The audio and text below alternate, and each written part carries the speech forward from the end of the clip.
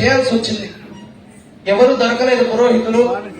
అంకయ్య అని మా ఇంట్లో కార్తీక పూర్ణిమ వ్రతం చేయించమని అడిగితే నాకు పూర్తిగా రాదు వ్రతం. అయితే అమ్మ నేను చెప్తాను, నాతో పాటు వచ్చి సత్యనారాయణ వ్రతం ఎట్లా చేయాలో ఉండి నేర్పించినటువంటి మొదటి గురువు. అలాగే వివాహం నాకు ఎలా చేయాలో పూర్తిగా క్రియాసరణ తెలీదు. ఏదో కొంత మంత్రభాగం తెలిసి ఉండొచ్చేమో, కానీ మన దేవాలయంలో ఎక్కువ వివాహాలు జరిగేవి. ఇప్పుడైతే కళ్యాణ మండపాలు కానీ ఎక్కువ సత్యనారాయణ స్వామి దేవస్థానం ముందు అనేకమైన వివాహాలు జరిగాయి. పురోహితులు వస్తామన్నటువంటి పురోహితులు రాకపోవడం వలన అక్కడ దేవాలయంలో మీరు వచ్చి పెళ్లి చేయించండి, ఏదో తాళి కట్టిస్తే చాలు అని పిలిచారు. అయితే అమ్మకు కొంత చూసి అనుభవం ఉన్నందువలన ఇలా చెయ్యి అని పక్కన ఉండి తను నాతో మొట్టమొదట వివాహం కూడా తనే గురువుగా ఉండి చేయించింది. ఆ తర్వాత దేవాలయం కూడా తాతగారు, తర్వాత నాన్నగారు దేవస్థానం నేను చేయలేను, నాకు అనేకమైనటువంటి వేరే భారాలు ఉండడం వలన బీగారు ఇచ్చేసి ధర్మకర్తకి ఇచ్చేసి వచ్చేసారు ఇంటికి, ఈశ్వరయ్య గారికి. అమ్మ దగ్గరికి వెళ్లి, అయ్యో పిల్లల్ని పెట్టుకుని నేను చూసుకుంటాను, మీరు గుడికి రావద్దు. నాకు అది 13వ ఏడు. తను ధర్మకర్త దగ్గరికి వెళ్లి, ఈశ్వరయ్య గారు నాకు ఇంకా జ్ఞాపకం ఉంది, మా శుక్రవారం అయితే అన్ని విగ్రహాలకు చిన్నపిల్లలు ఎట్లా అభిషేకం చేస్తారు, సాధ్యం కాదు కదా అంటే, నేను దగ్గర నుండి శుక్రవారం మాత్రం ఆయన రమ్మంటాను అని చెప్పి నాన్న శుక్రవారం వచ్చి అభిషేకం చేసి వెళ్లేవారు. ఆ వస్త్రాలు కట్టడం అంతా మాకు కష్టం. తన దగ్గరుండి వచ్చి ఆ పెద్ద వాకిలు తెరిచి మరణ మూసేంత వరకు తన దగ్గరుండి నడిపించిన ఈ రోజు ఈ స్థితి ఉండడం అంటే కేవలం తనకే ఒక తల్లి, తండ్రిగా, గురువుగా, సోదరుడిగా, అక్కగా, చెల్లెలిగా అన్ని రకాలైనటువంటి పాత్రలు నాకు చాలా లోకంలో అనుభవం. తండ్రి లేకుండా పిల్లలు చాలా ఉన్నత స్థితికి వస్తారు. తల్లి లేకపోతే పిల్లలు అంతటి స్థితికి రాలేరు. నేను చాలా గమనిస్తూ ఉన్నాను లోకంలో. అటువంటి తను ఇంత స్థితికి మొట్టమొదట విమర్శకురాలు అమ్మ. పౌర్ణమి రోజు మనం ఇంటికి పోయిన తర్వాత 2:30 అవుతుంది. ఇంటికి వెళ్ళిన తర్వాత అప్పుడు భోజనం చేసి తినాలి. అప్పుడు తను ఈ రోజు ఇది చేయలేదే, ఇలా తప్పు చేశావే అని మొట్టమొదట విమర్శకురాలు ఆమె. ఎప్పుడు కూడా ఏదో పిల్లలను మారం చేస్తున్నారో వాళ్ళను దోము చేసేటువంటి వ్యక్తిత్వం కాదు, సరిగా మార్గనిర్దేశనం చేసేటువంటి వ్యక్తిత్వం. అలా విమర్శకురాలుగా ఉండడం వలన మాత్రమే అనేకం ఈరోజు ఈ స్థితిలోకి తప్పులు చేస్తూనే ఉంటాం. వాటి నుండి, ఆ తప్పుల నుండి అధిగమించి సరైనటువంటి మార్గాన్ని నడిపించడానికి ముగ్గురే కారకులు. మనిషి 4 స్వయంకృతం వలన ఆయుష్, క్షేమము క్షీణిస్తుంది అంటాడు. ఏమిటి అంటే ఆలస్యాత్, సోమరితనం వలన, అన్నదోషాత్, తినకూడని ఆహారాన్ని తినడం వలన, అకృత్యకరణాత్, చేయవలసినటువంటి పని చేయకూడని పనిని చేయడం, కృత్యాకరణాత్, చేయవలసిన పనిని చేయకపోవడం. ఈ 4 వలన ఆయుః శ్రీశ్చ వినశ్యతి, ఆయుష్, క్షేమము క్రమంగా తొలగిపోతుంది.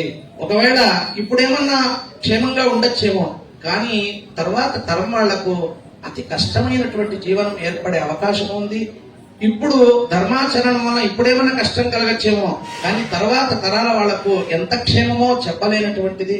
ఆ దేవాలయంలో ఒక అర్చకులుగా 10 రూపాయల జీతంతో ప్రారంభం చేసినటువంటి తాతగారు ఈ రోజు స్వామి అన్ని రకాలైనటువంటి క్షేమాన్ని ఇచ్చారు అంటే వాళ్ళు నిరంతరం చేసినటువంటి ఆరాధనని. ఉదయం 7:30 గంటల నుండి 8 గంటల మధ్యలో 4 వీధులు ఇట్లా ఇదే వీధిని దాటుకుని స్వామికి నివేదన పెట్టకుండా ఆమె ఏ రోజు ఉన్నటువంటి వ్యక్తి కాదు. నివేదన లేనటువంటి రోజు లేదు. ఇంటికి వస్తే ఎవరైనా ఏదో ఒకటి ఇచ్చి పంపించాలి, ఏదో ముందు మనిషిని ఎలా ఆదరించాలి అనేటువంటిది ఆ కల్మషం లేకుండా ఇలానే ఉండాలి అనేటువంటి దానికి ఆమె రైట్ ఎగ్జాంపుల్ గా మేము దగ్గరగా ఉండి చూడడం జరిగింది. కాబట్టి ఈ చిలుక ఐంకర్యం అనేటువంటిది స్వామికి ఈ సందర్భంలో చేయడం వలన ఆమెకు సమస్తమైనటువంటి ఉత్తరోత్తరమైనటువంటి భగవద్ అనుగ్రహం కలగాలి అని మాత్రమే వేరే ఏ ప్రయోజనం అమ్మ ఎందుకు ఇవన్నీ అంటే ఇది భగవత్ ప్రీతి కొరకు చేసే సంకల్పంలో గోత్రనామాదులు కూడా చెప్పలేదు. చెప్పినటువంటిదంతా లోకక్షేమార్థం, భగవత్ ప్రీత్యర్థం, భగవన్ ముఖోల్లాసార్థం. ఇక్కడ ఉన్నటువంటి అందరికీ క్షేమం కలగాలి, అందరిలో మనకు కూడా ఎంతో కొంత పుణ్యఫలం ప్రాప్తిస్తుంది అనే సంకల్పం. ఏ గోత్రనామాదులు చెప్పి ఉచ్చరించి చేసినటువంటి కైంకర్యం కాదు. కాబట్టి ఇటువంటి కార్యక్రమంలో మీరందరూ దాదాపు నా చిన్న వయసు నుంచి అందరూ నన్ను రారా పోరా అని పిలిచేటువంటి దగ్గర నుంచి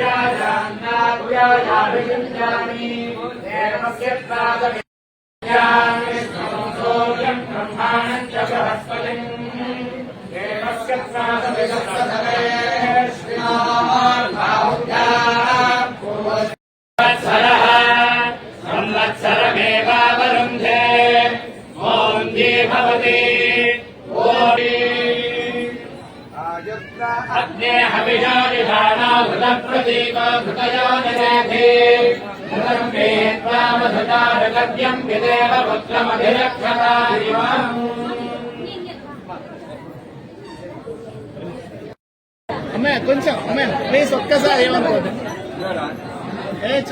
స్మైల్ ప్లీజ్. ప్లీజ్ కొంచెం